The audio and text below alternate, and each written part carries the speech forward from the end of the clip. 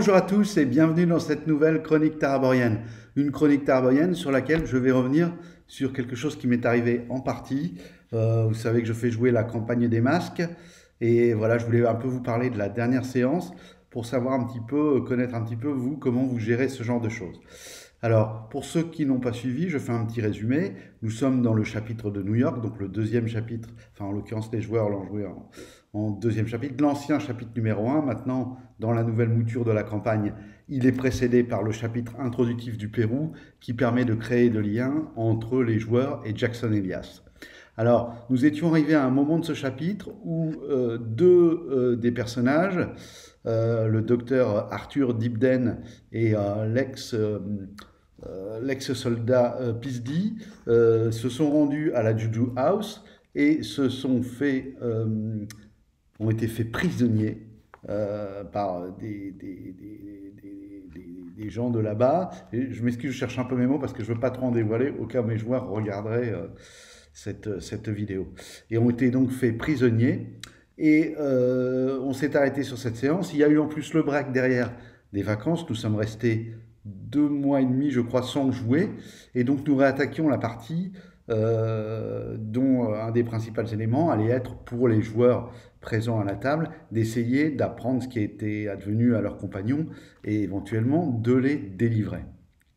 Alors, pour envisager les choses de façon sereine et pas non plus que cette péripétie soit vraiment le coup de massue pour l'ensemble des personnages, j'ai fait un choix un peu particulier et j'en ai discuté à la fin de la partie avec les joueurs et je vais vous le soumettre et vous allez me dire ce que vous en pensez. Je vais vous le soumettre en vous expliquant aussi pourquoi j'ai fait ce choix. Bien en fait, c'est tout simple, j'ai choisi d'ouvrir la séance non pas par une ellipse et de démarrer en faisant fi des deux joueurs prisonniers, mais par une petite scénette qui mettait en scène les joueurs prisonniers. Et le but de cette scénette était qu'à travers ce méta-jeu, les autres joueurs pouvaient disposer d'éléments, notamment pour savoir que leurs compagnons n'étaient plus détenus à Juju House, mais ailleurs. C'est-à-dire que je racontais qu'on leur avait mis des sacs sur la tête, qu'on les avait d'abord maintenus dans une petite cellule dans Juju House, vraisemblablement, puisqu'ils avaient juste descendu un escalier. Ça renseignait également sur le sous-sol de Juju House, donc je le dis, attention spoiler, hein, bien sûr, pour ceux qui veulent jouer la campagne.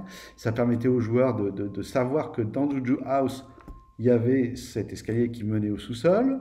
Première information pour ceux qui connaissent le scénario, très importante, et je trouvais que c'était un moyen plutôt habile de communiquer cela aux joueurs, parce qu'encore fallait-il qu'ils y prennent garde et qu'ils fassent les déductions. Deuxième élément, au bout d'un moment, on est venu les rechercher, ils ont fait 45 minutes de voiture, puis ont été mis sur un bateau à moteur, et ils ont vogué sur... Un joueur m'a posé des questions, est-ce que ça sentait le sel, etc. Et donc ils ont vogué sur plutôt un fleuve. Puis ils sont arrivés à nouveau dans un petit cabanon sur un pont attenant un ponton de bois. Tous ces éléments, bien sûr, permettaient de donner un peu de couleur narrative, mais le gros de mon intention derrière ces éléments était de prévenir les joueurs de la table que leurs personnages ne sont plus à Juju House. Et je n'ai rien dit de plus. Et en fait, comme on ne s'était pas trop mis d'accord là-dessus avec les personnages de la table, j'ai pu constater au départ que ça ne fonctionnait pas. En fait, les joueurs ont réagi comme si leurs camarades étaient détenus à Juju House, puisqu'on a repris juste après que leurs camarades se soient fait emprisonner. Du coup, ma question est la suivante. Comment vous, dans vos parties, vous gérez ce genre de choses ?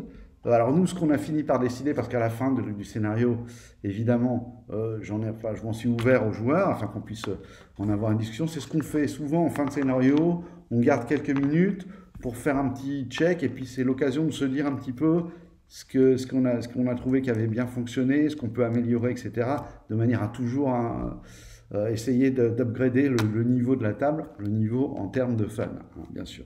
Donc, c'est-à-dire vérifier qu'à chaque step, chacun y trouve son compte et que les attentes des joueurs sont bien entretenues. Alors bon, les avis étaient un peu partagés de ce que j'ai pu comprendre à la table. Certains trouvaient ça pas mal, d'autres m'ont dit « Ah ben non, on n'y a pas pensé du tout parce qu'on pensait qu'il fallait qu'on réagisse sans tenir compte du fait de ce que connaissent notre personnage. Donc je voulais savoir comment vous y prenez dans le scénario lorsque il y a des, entre guillemets, des secrets, je vais appeler secrets, mais c'est pas vraiment le mot, enfin des choses que les personnages des joueurs ne sont pas censés savoir. Est-ce que la règle que vous appliquez, c'est votre personnage n'est pas censé le savoir, donc même si toi, en tant que joueur, tu le sais, tu n'as pas le droit de l'utiliser. Et dans ce cas, n'hésitez pas à mettre en commentaire comment vous contrôlez ce truc-là. Parce que quelque chose qui m'a aussi décidé, c'est que je connais un peu l'âme humaine depuis le temps que je masterise, et notamment celle des joueurs, et je sais très bien que sur le fond, beaucoup de joueurs vont être OK pour dire OK, non, non, ça, on ne le sait pas, donc on ne peut pas intervenir. Et puis dès que ça commence à devenir un peu chaud, alors ça m'est arrivé de le vivre, par exemple, deux joueurs partent en éclaireur, ils tombent sur un guet-apens avec du surnombre pour eux. Les autres ont beau me dire, moi je raconte la scène, donc devant les autres, je ne les mets pas en arrière-salle, donc ils assistent à tout. Et comme par hasard, très rapidement, quand ça commence à être un peu chaud pour ceux qui sont en éclair, bon bah nous on avance, on y va, etc. C'est un truc que j'ai vécu, faites-moi confiance, plusieurs fois. Et là, je suis toujours un petit peu embêté parce que d'un côté, je vois bien que les joueurs essayent de franchir la ligne, et d'un autre côté, il n'y a pas de choses très claires. Est-ce qu'ils le savent, est-ce qu'ils ne le savent pas? Voilà, donc là, j'avais décidé de faire l'inverse, de dire on va faire différemment. Ça va demander un peu plus d'attention pour moi, parce qu'il faut un peu prévoir les choses en tant que MJ, pas non plus trop en montrer aux joueurs, sinon vous cassez complètement les ressorts dramatiques tels que suspense, etc. Donc il faut en montrer suffisamment pour que ça puisse aider les joueurs d'une manière, voilà. Il faut verbaliser, et c'est ce que j'avais oublié de faire quand vous avez une nouvelle table, le fait qu'à votre table, on va jouer de cette façon et que les joueurs, c'est autorisé, évidemment, tout ce qu'ils entendent autour de la table, ils peuvent s'en servir. Et vous prévoyez votre scénario et votre masterisation en conséquence, bien sûr, du fait que les joueurs, le méta-jeu, ils vont s'en servir. Plutôt que de miser sur la bonne foi des joueurs, qui va dire non, mais je sais par expérience que plusieurs fois, quand ça devient un peu chaud, bah, on est tous humains. On n'a pas envie de sacrifier les personnages, alors que le joueur sait, et puis, et vous voyez, qu'il n'intervient pas. Et puis ce que j'aime, moi j'aime bien quand il y a quand même une certaine synesthésie entre ce que ressent le joueur et ce que ressent son personnage. Je suis un joueur vieille école, j'ai d'ailleurs beaucoup, pour ceux qui suivent la chaîne, j'ai d'ailleurs beaucoup fait de old school à une époque, avec Old School Essential notamment. Et ce que j'aimais bien dans le jeu old school, certainement parce que aussi j'ai été biberonné avec ça dans les années 80, c'est que dans le jeu old school, en fait, on met en prise la sagacité du joueur et pas du personnage. Et on part du principe que les caractéristiques, c'est un peu secondaire. C'est-à-dire, si le joueur est très bon et a de très bonnes idées et réagit de façon très intelligente sur les indices, etc., du scénario, bah finalement, même s'il a 8 en intelligence, on s'en fiche un peu. La nouvelle génération de joueurs, et surtout de jeux et de règles, a un peu développé quelque chose qui s'apparente plus. Encore une fois, je pense que c'est un des mauvais glissements de terrain qu'on doit à la culture cinématographique. On est plus dans l'interprétation.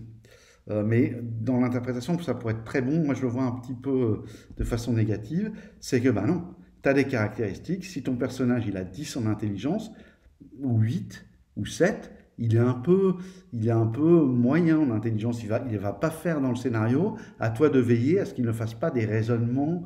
Voilà. Et par contre, toujours la même dichotomie qui, moi, me semble complètement invraisemblable, c'est que par contre, même si tu es gringalé comme une sardine, si tu joues un guerrier avec 18 en force, tu as le droit de faire des actions héroïques et tout ça.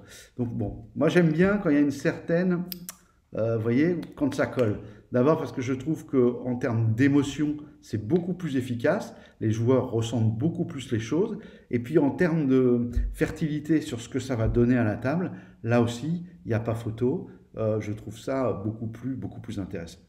Voilà, n'hésitez pas à me dire comment vous gérez ce genre de situation dans les commentaires. Et je terminerai cette vidéo en disant que ça y est, la proposition de partie pour Chronique oubliée Galactique a été lancée. Alors, petit rappel pour ceux qui n'auraient pas ouvert leur boîte mail, j'attends vos réponses. N'hésitez pas à me dire, ceux qui ont reçu la proposition de partie, si oui ou non vous êtes intéressés. Pour les autres, si vous voulez vous inscrire, vous vous abonnez à la chaîne, vous envoyez un mail à chronique.étrange au pluriel @gmail.com et vous recevrez la proposition de partie. Je vous remercie et je vous souhaite une bonne journée. Au revoir, à une prochaine vidéo.